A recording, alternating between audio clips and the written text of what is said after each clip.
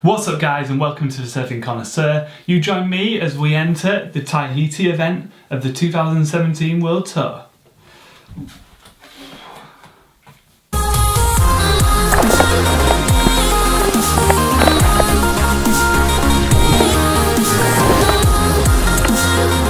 So what's up guys, thank you for joining me again for another Fantasy Surfer selection video. As always, we're going to dive into what my picks are, but before we do that, we're going to have a very quick look at the surf forecast. I've just quickly had a look at Magic Seaweed and we actually have some swell for the beginning of the window, so it wouldn't be too much of a surprise to me if we do kick off in the early few days.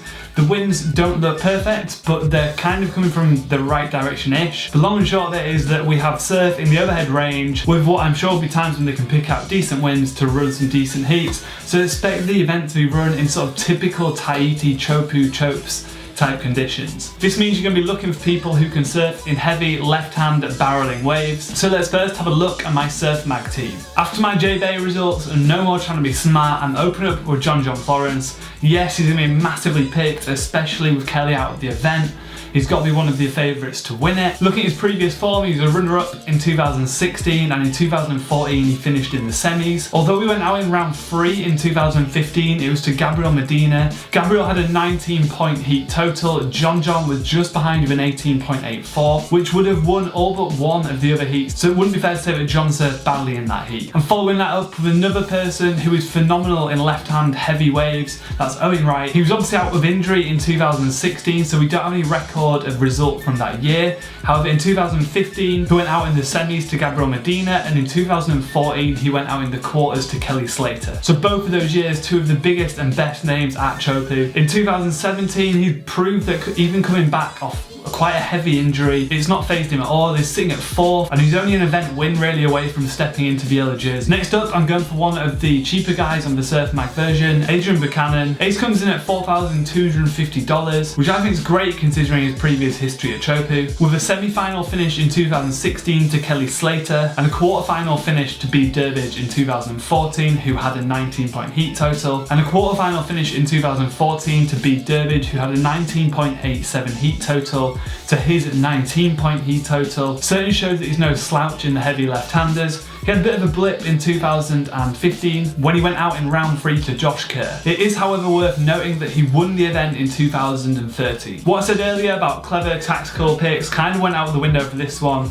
I'm sticking with Adriano de Souza, who I've had, I think, since the start of the season, a real good value, and I'm keeping him primarily for that reason. His track record at Teahupo'o is nothing to write home about, but we're heading into some events where he should perform pretty well. He's a generally pretty consistent surfer, so that just justifies him enough to keep him in my team at the price that I've got him. Looking at the specifics of his previous form, he hasn't actually made it past round 3 once in the last 3 years, so it's pretty poor.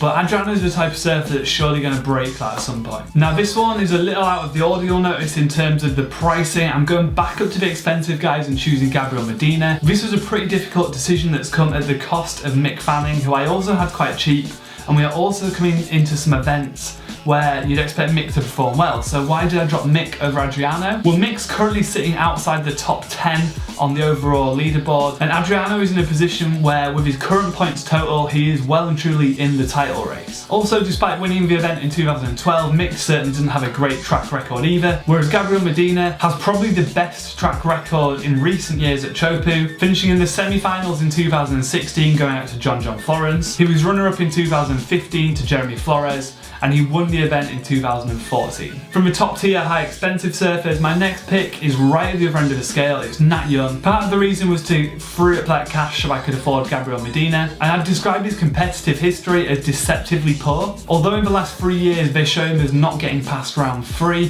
when you delve into the actual results a little more, they aren't as bad as it first sounds. In 2016 he went out to Kelly Slater, who scored significantly more than a lot of the other round 3 winners that year. In 2015 he went out in round 2 to CJ Hobgood, who was an absolute wizard in heavy left-handers, and it's worth noting that Nat's score of 16.66 would have won all but 2 of the other round 2 heats.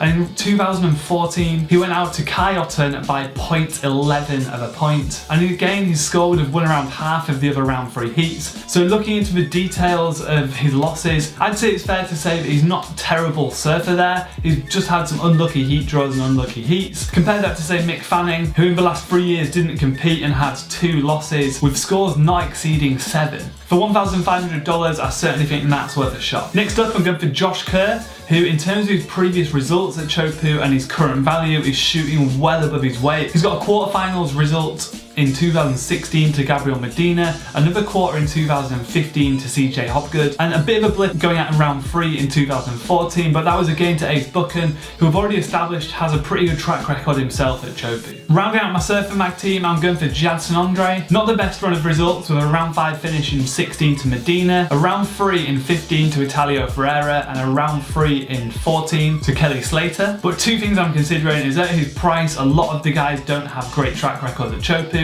and also if he makes round 5, I'll be pretty happy with the amount I've paid for him. So yeah, that's my Surfing Mag team. Let's dive straight over into the World Surf League version and have a look what I've done there. It's largely the same. Tier A, I've gone for John Florence and Owen Wright, which mirrors my Surfing Mag team, so I won't reiterate what I've already said. Tier B starts off looking pretty familiar with Gabriel Medina and Ace Buchan, but then I've had to mix it up, so I've gone for Mick Fanning. Despite all the nasty things I said about him before and his previous track record at Chopes, he has won the event in 2012. He's also a bit of a steal in Tier B. I think if he was in Tier A, I'd be definitely avoiding him. Wrapping up my Tier B, I've gone for Jeremy Flores, 2015 event winner, and has a pretty good track record of performing well in heavy left-handers. After all, he's a former pipe master. Although 2017 see him have a pretty consistent year, finishing at 13th in almost every event, Teahupo'o is a way that should suit him a bit more, and he's got a good track record at. Wrapping my team up, my Tier C, I've been able to go for Nat Young and Josh Kerr, who you will remember I picked in my previous team. So if you want to see the reasoning, skip back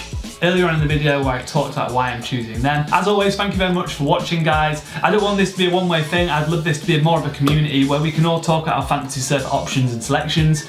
So please let me know your thoughts and opinions in the comments below. If you're still enjoying these videos, please whack that like button below. If you're new to the channel and want to see what it's all about, whack that rectangle up there and it'll take you to another video of mine. Despite being a bit quiet recently, I do have some new videos coming soon. So if you want to see those when they go live, whack that circle button up there and it will subscribe you to my channel, so you will see them come up in your feed when they go live. Thank you very much for watching, guys. Best of luck in the Fantasy Surfer event, and I'll see you soon.